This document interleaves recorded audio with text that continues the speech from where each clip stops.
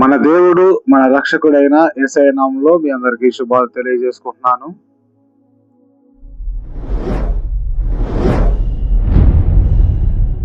ఈ మే నెల 24వ తేదీన దేవుడు మనకు ఒక వాగ్దానాన్ని బయలుపరుస్తున్నాడు. మన జీవితంలోకి మనకు ఏమి అవసరమో, ఆయన మనకి ఏమి చెప్పాలని ఆశపడుతున్నాడో, మన జీవితంలో ఇప్పుడున్నటువంటి కష్టాలకు వాటికి ప్రతిఫలముగా దేవుడు మనకు వాగ్దానాన్ని దయచేస్తున్నాడు. ఈ మే నెల 24వ తారీఖున ఆదివారం ప్రతి ఒక్కరూ తన మందిరాలకు వెళ్ళి ఆయనను పూజించే అవకాశం ఉంది. కానీ కొంతమంది ఆదివారపు ఆరాధనకు కూడా వెళ్ళలేకపోతున్నారు, దేవుడిని స్తుతించలేకపోతున్నారు.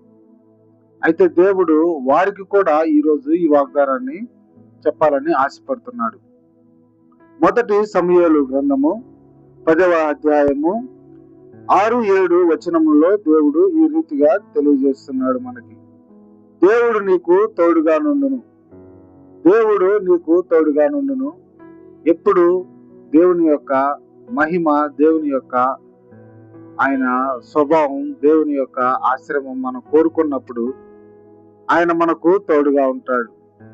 దేవుడు మనకు తోడుగా ఉన్నప్పుడు మనకు ఎంతో శక్తి, బలము, ఆయన బాహుబలము మనకు తోడుగా ఉన్నట్టు మనం చేసే ప్రతి పనిలో కూడా మనం ఎక్కడా కూడా ఒంటరిగా ఉన్నాము అనే భయము మనలో కలగకుండా దేవుడు నిత్యము మనల్ని కాపాడుతూ ఉంటాడు. ఆయన మనకు ఎప్పుడు ముందుగా మార్గంలో ఉంటూ మనల్ని నడిపిస్తూ ఉంటాడు. మనకేదైనా ఆపద వచ్చినా కూడా ఆ ఆపదను దేవుడు మన నుంచి తొలగించడానికి ఆయన నిత్యము మన కోసం ప్రయాసపడుతూ ఉంటాడు.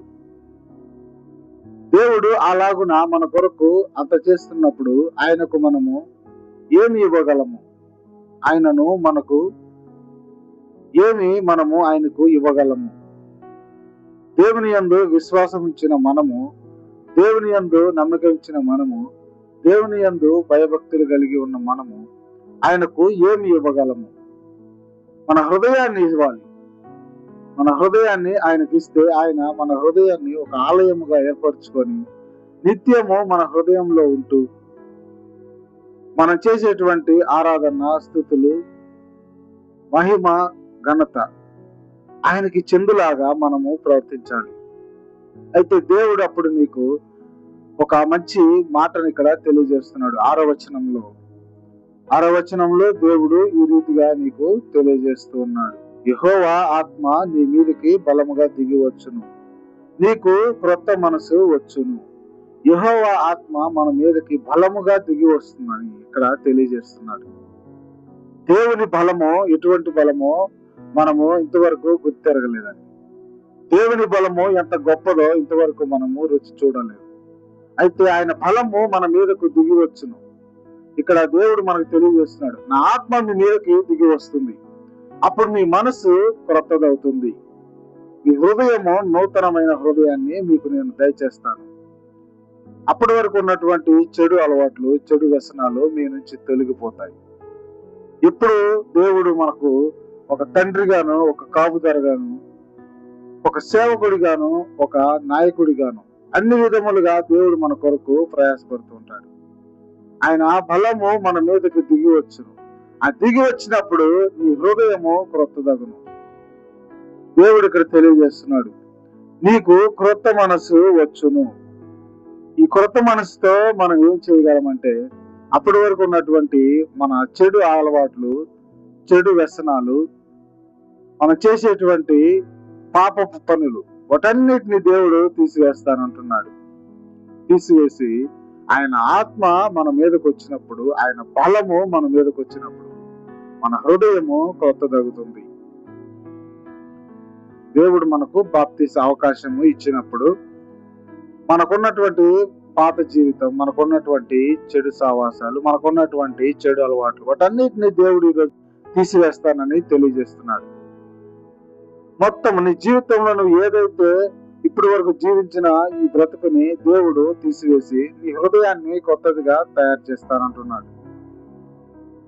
మీరు దేవుని బలాన్ని పొందుకొనగలగలిగితే, దేవుని ఆత్మ మీ మీదకు మీరు తీసుకురాగలిగితే, ప్రార్థనతో దేవుణ్ణి మీరు నిత్యము మాట్లాడేవారిగా ఉంటే, నీ ప్రార్థనలు దేవుని యొద్దకు చేరుతూ ఉంటే, దేవుడు ఈరోజు ఈ మాటను మీకు తెలియజేస్తున్నాడు. యెహోవా ఆత్మ మీ మీదకు రాగా, యెహోవా బలము మీ మీదకు రాగా. బైబిల్లో మనం ఒక వ్యక్తిని చూసింటాం, సంసోన్.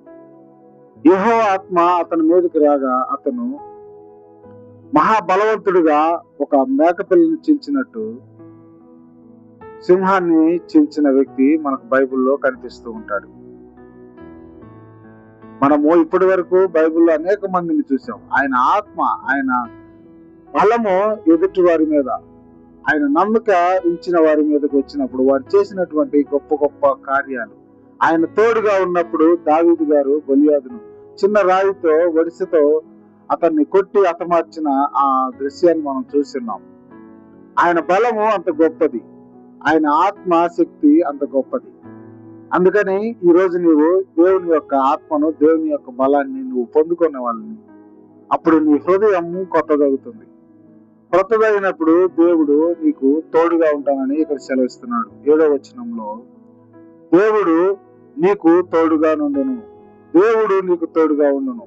నువ్వు ఇవన్నీ పొందగలిగితే, ఆయన బలమును పొందగలిగితే, ఆయన శక్తిని, ఆయన ఆత్మవిశ్వాసాన్ని నువ్వు పొందగలిగితే నీ హృదయము కొత్తదగుతుంది.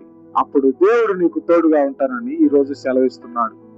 ఈ గొప్ప మాటను మన జీవితంలో మనము నిత్యము స్మరించుకుంటూ, ధ్యానించుకుంటూ దేవుని యొక్క మనం విశ్వాసం కలిగి ఉండాలని ప్రభువైన యేసుక్రీస్తు నామములో మీ అందరికీ కృతజ్ఞతలు తెలియజేస్తున్నాను.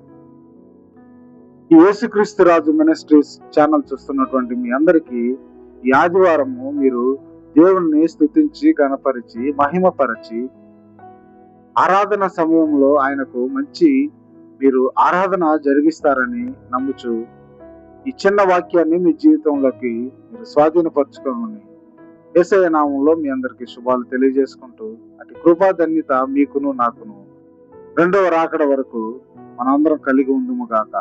ఆమేన్.